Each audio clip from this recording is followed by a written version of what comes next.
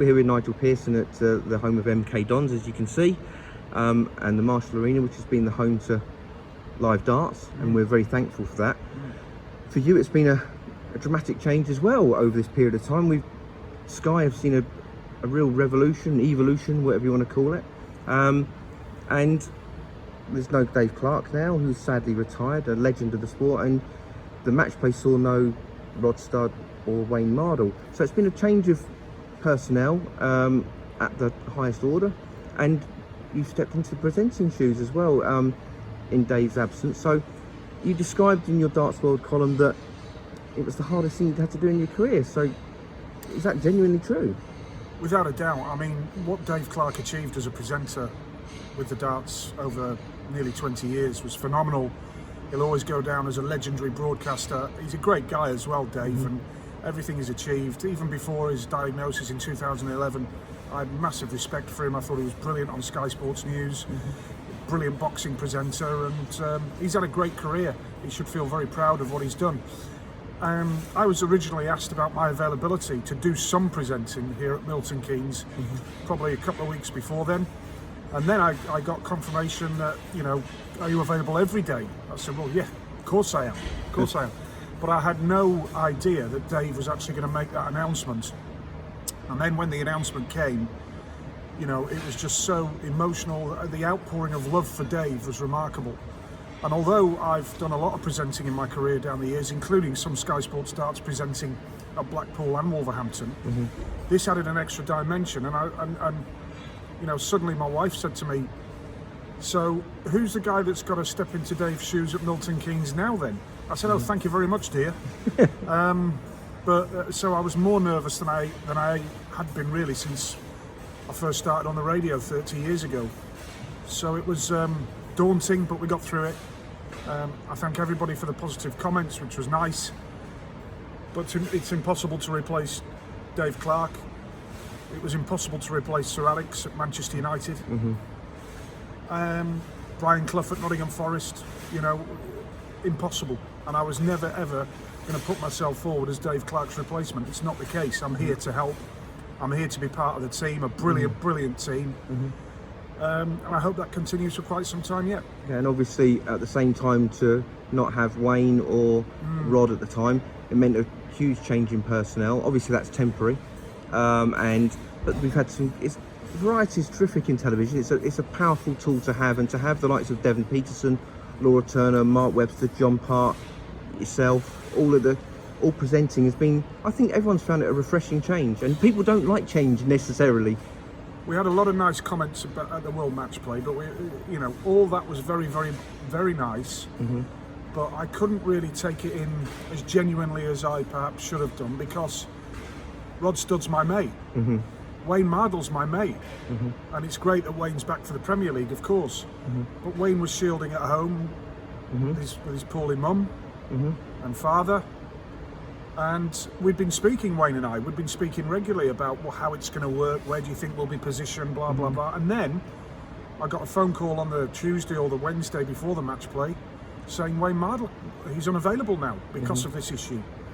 So we'd lost Clarkey to retirement, we'd lost Rod Studd to illness, and we'd lost Wayne because of what was happening at home. So it was remarkable.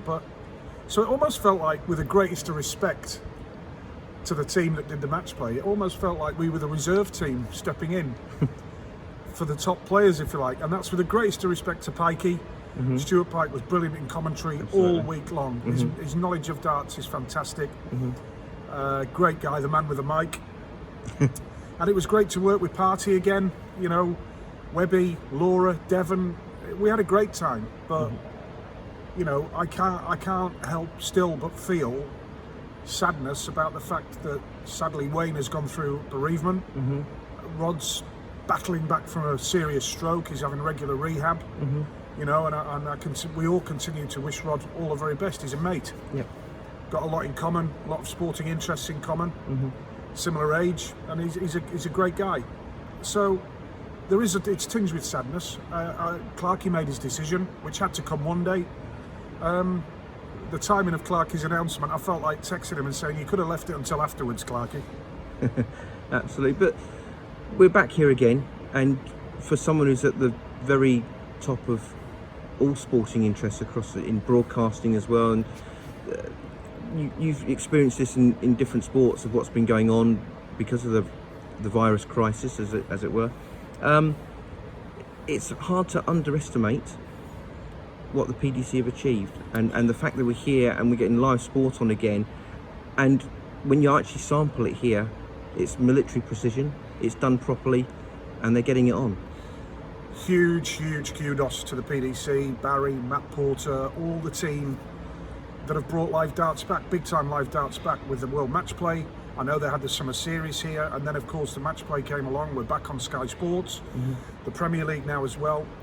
Eternal credit to those guys for making it happen. You know, the next phase is to get the people in, to get some spectators in, which I sincerely hope isn't too far away. Limited numbers perhaps, socially distanced tables and table service only maybe. I'm only speculating, but, and I'm no scientist or doctor, but I'm pretty sure that could work successfully. If we can open pubs, why can't we have a few darts fans in an arena to enjoy two fellas or two ladies throwing darts? You know, it could happen. But no, yeah, huge kudos to I digress there. Huge kudos to the PDC.